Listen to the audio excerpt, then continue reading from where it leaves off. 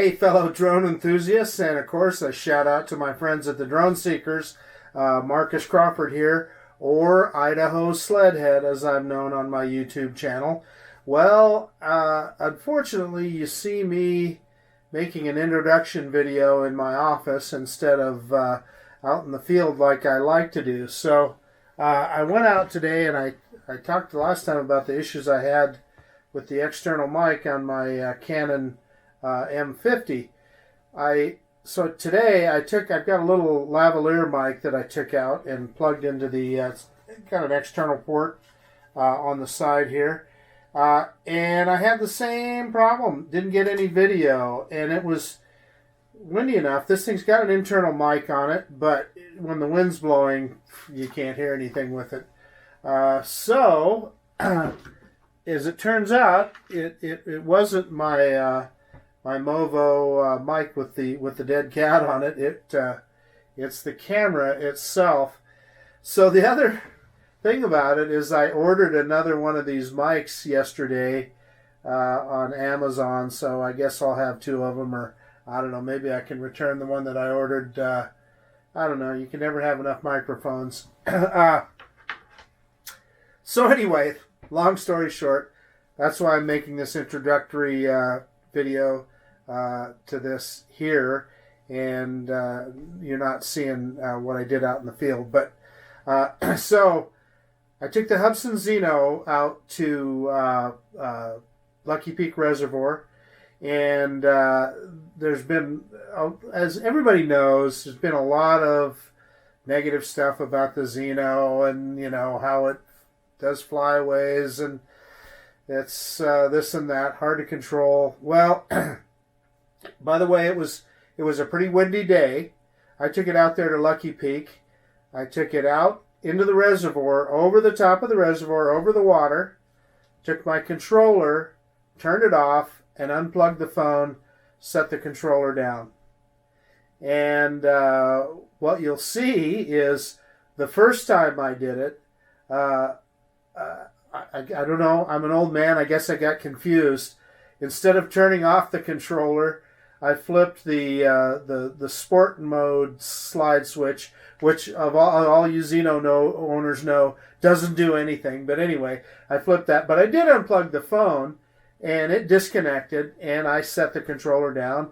Well, here the Zino came right back and landed within probably half a meter of where it took off. So I picked up the controller, and I saw the lights were still on, and I thought, well, I must have turned it back on. But then I realized what I did. I flipped that slide switch. So I did it again, took it off, sent it actually even further out the second time. And this time I did hold down the button, turn off the controller, and then unplugged my phone from the controller, so there was nothing controlling that drone. It came hauling tail back. It was moving, and it came right back, and it landed again very close to where it took off. And then I just took the Zino out and flew around over the lake with it, and I think I got some pretty good shots. The only problem was when I landed it for the third time, I didn't finish the recording. I didn't turn off the camera to finish the file, and so now I have a corrupted file. But I do have the screen grab video from my iPhone, so I'll put that up. But anyway, I'll show you this. I hope you enjoy it. You know, it's just a bit of fun, honestly. I'm just, I'm saying that Zino, it's far from perfect. And if you compare it to a DJI drone, it's just not even close. But it does have, it actually works if you use it correctly and you follow all of their protocol, which I totally agree. Hubsan's instructions are not very good. So often it's stuff that you just kind of have to figure out on your own. But for $300, it's a pretty cool drone. And, it came back to me every time and landed. So like I said, just a little bit of fun here. I hope you enjoy the video. So you always get that gimbal protection mode when you're doing that calibration, and it will reinitialize here. So it looks to me like we're ready to go, and the wind has actually died down, so it's probably a good time to do this. Let's take her up, see if we get the good old Hubsan drop.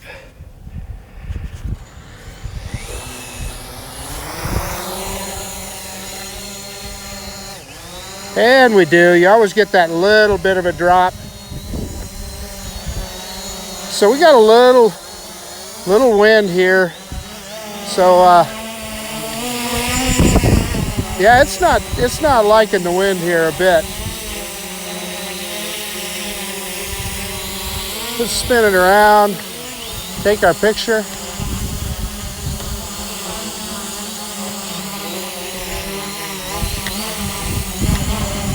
There we go. Yeah, the little Zino's not big on the wind, so let's take it out here a ways.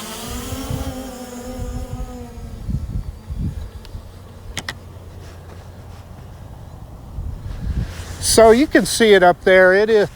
It's definitely moving around a little bit. Let's go for a little jaunt.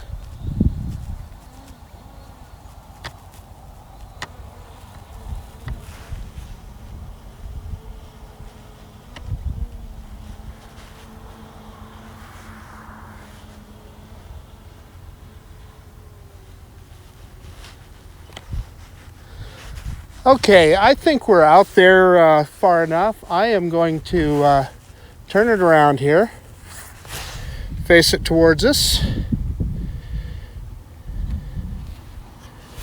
Oh, I didn't have video on. Let's get that video started. Doggone it.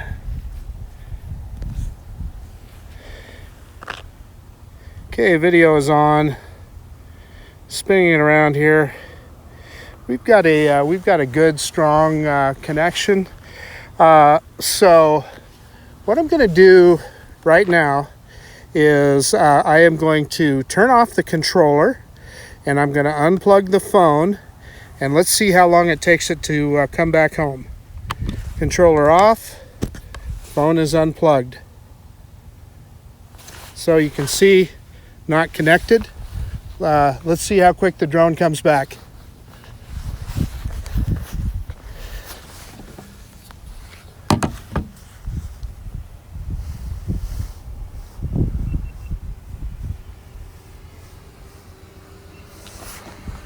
Man, it's not taking it long here.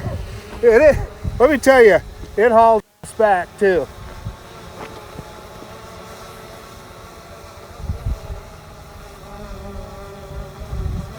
So it's coming down now.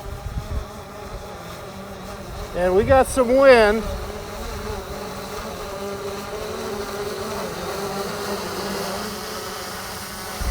It's coming down. Pretty damn close. Look at that. Look at that. Okay.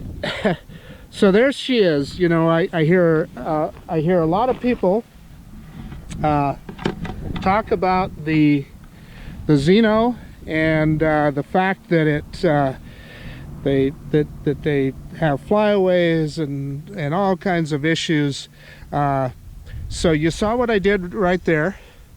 Got the GoPro looking at it right here. It is disconnected. The controller, I just turned it back on here. And we'll get plugged in. Because what we want to do is, yeah, there we go. I want to save that video. Okay, I stopped video. Okay, so what we're going to do, let's try that again. Just one more proof of concept here. I'm going to set the Zino back on the landing pad.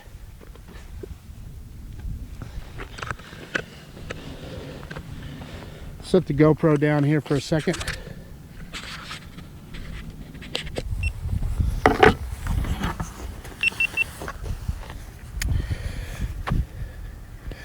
Okay, going to start recording.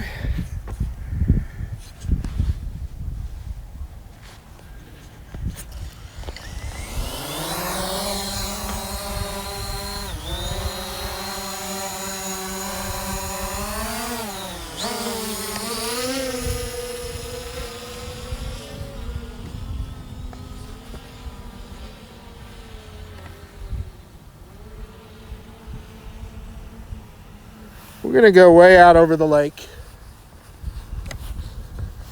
Okay, we're out over the lake now. I'll spin it around here so you can see. And I just realized that that first time around I didn't actually turn off the controller. All I did was flip it into sport mode. I forgot what button is what. So we're going to try this again. I'm going to hit the button here and turn off the controller. So you can see the controller is off. And I'm unplugging the phone. And let's see how quick it returns.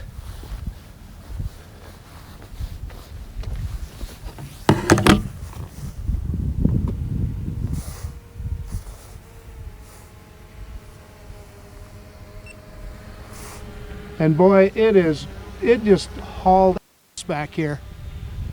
Excuse my language. And here it's coming down.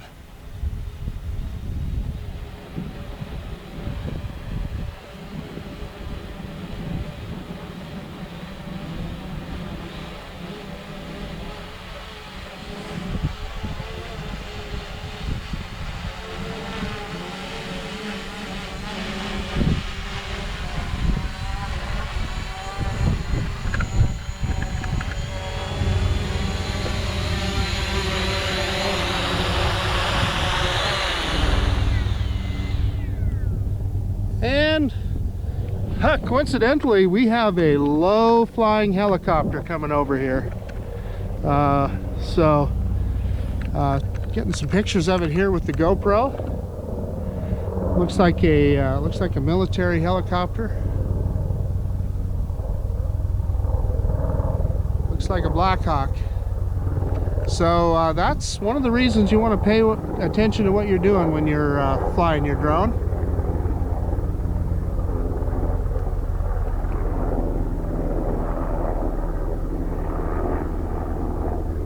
Boy, those guys fly fast too. It's one of those things that you really got to pay attention.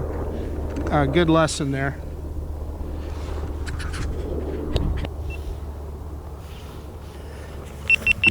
Okay, I'm going to fire this up again.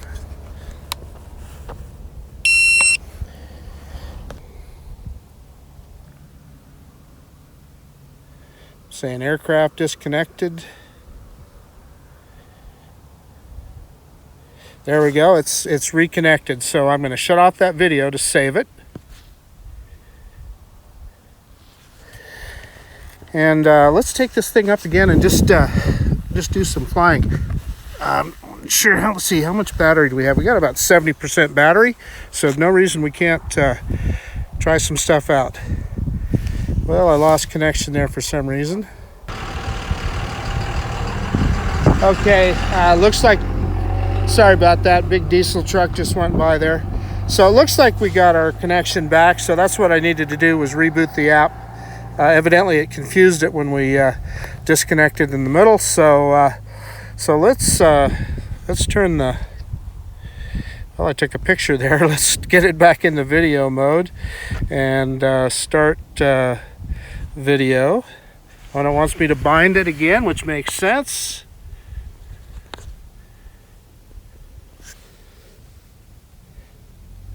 So I got that going, and basically all that is for intelligent flight modes. So it the GPS agrees, your phone agrees with the drone. So anyway, let's do another takeoff.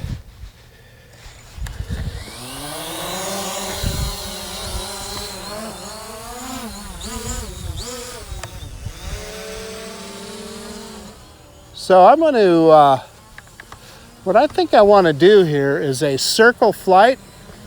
So So let's get it up above us here.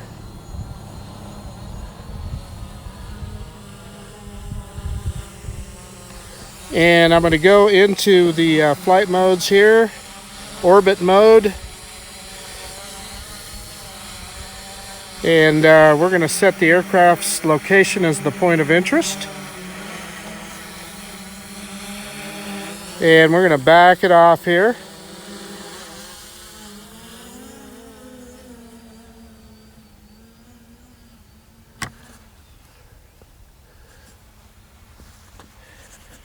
And execute immediately. And we are going to speed this up pretty quick.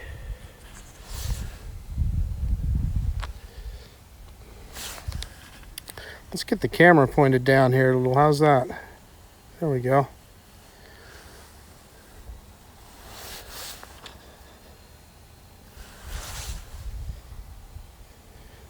So we're at about 67% battery. Sun's coming out. It's a pretty nice day.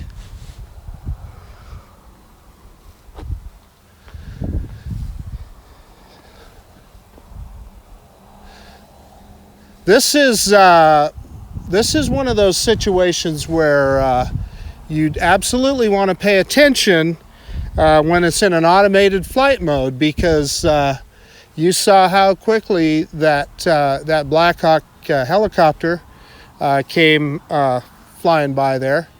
And so if that situation happened, you know, what I would do is take it out of the automated flight mode, of course, immediately, and hit that down stick.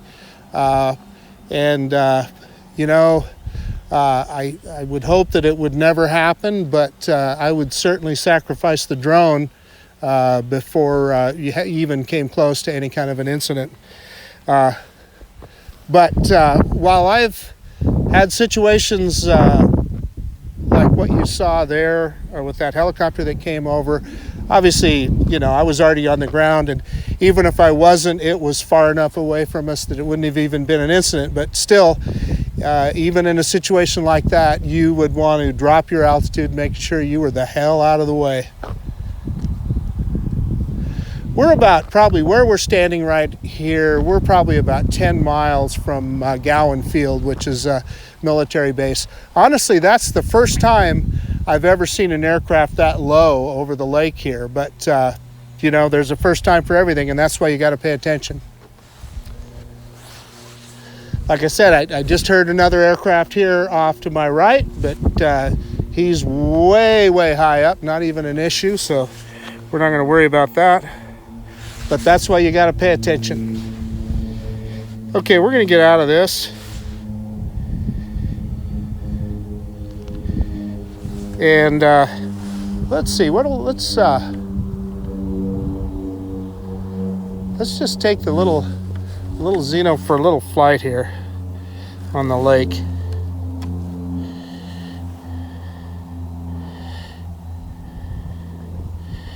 I'm really terrible on the sticks, as I've said many times in my videos.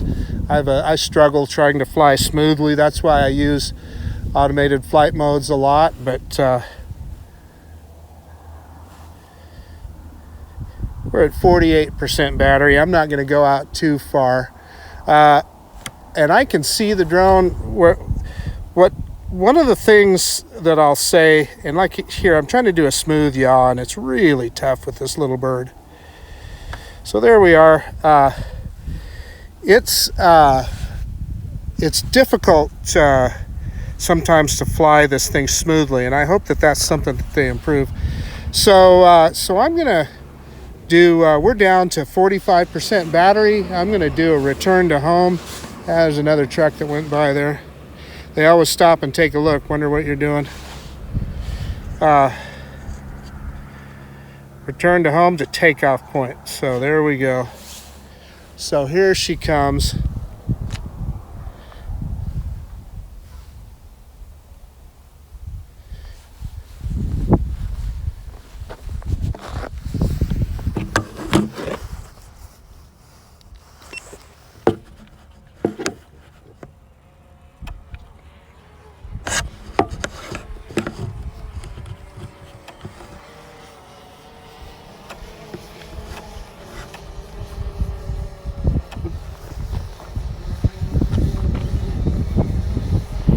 hopefully you can see that. Got a couple birds flying around. They're looking it over. They're trying to decide if it looks like it's something good to eat. Look at them. They're looking at that thing. They're going, wow, is that edible or not?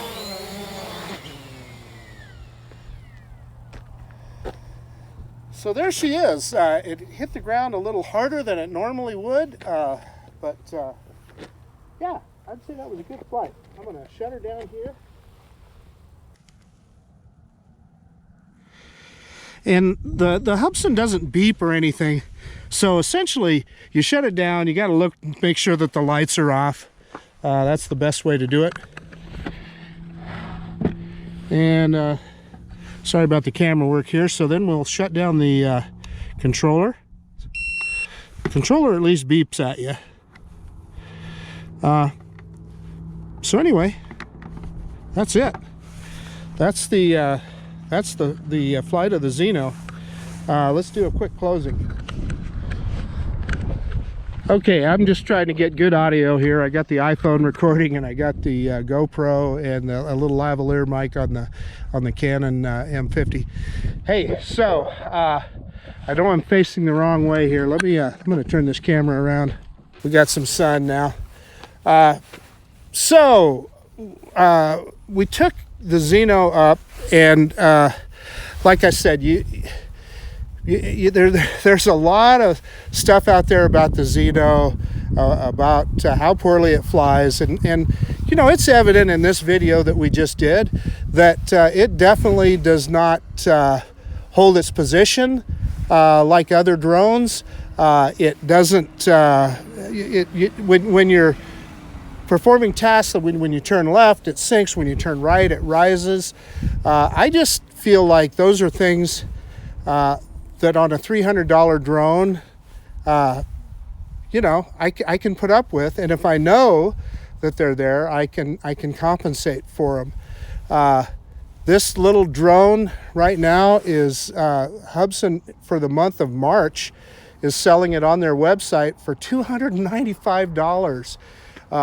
And just in all fairness, fair advertising, I am an affiliate for Hubsan, so I'm going to put a link in the description down below, and if you click on that link and you buy that $295 drone from that, it helps support my channel.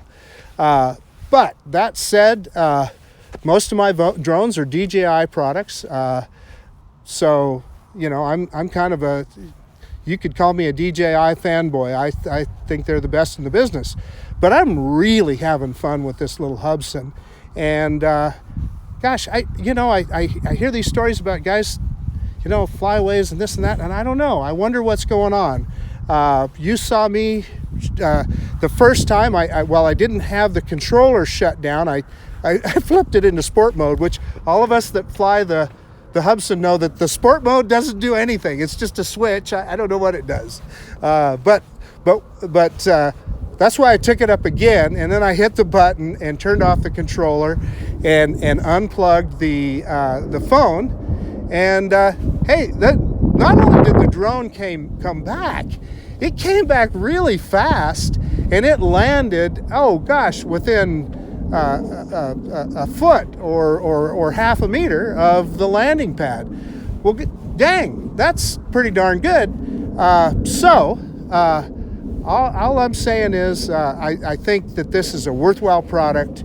It's a price point drone, and you know, don't buy it expecting to get a bargain Mavic Air or Mavic Pro, because it just isn't that and never will be. Doesn't have the sensors, doesn't have all of that stuff that they have. Even that FIMI X8, it appears that it flies a lot better than the Hubsan because it's got the sensors. It's got downward facing optical flow. It's got a downward facing sonic sensor. This little Zino does not have any of that. So you just got to keep that in mind when you're flying the little drone, and I think you'll do fine. And you know, just follow all the protocols, do the updates, do them the right way. When you connect to the drone, don't try and connect it Wi-Fi to your phone. The Wi-Fi connection is between the controller and the drone, not your phone. Your phone is connected between that with that dongle. That you know, I think if you do all that stuff correctly and do it precisely, I think it's probably a pretty decent little product. So anyway, all of that said, that's enough of me blabbing on. This is Marcus Crawford, or Idaho Sledhead, as I'm known on my YouTube channel, out. And thank you so much for watching. And if you like this kind of content, please consider subscribing to my channel. And again, thank you very much for watching, and we'll see you on the next one.